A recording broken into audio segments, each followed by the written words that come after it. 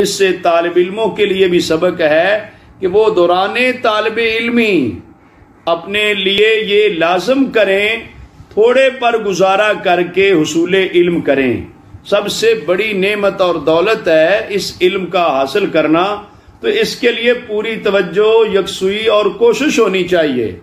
آدمی اگر مختلف کام کرتا ہے، یہ طالب علم کوئی ٹیوشن پڑھاتا ہے، کوئی اکیڈمی، کوئی کہیں مختلف کاموں کی وجہ سے پھر علم کا حصول جو ہے وہ ناممکن ہو جاتا ہے۔ پھر بندے کی توجہات بڑھ جاتی ہیں، مصروفیات مختلف بن جاتی ہیں، پھر دھیان نہیں دے سکتا۔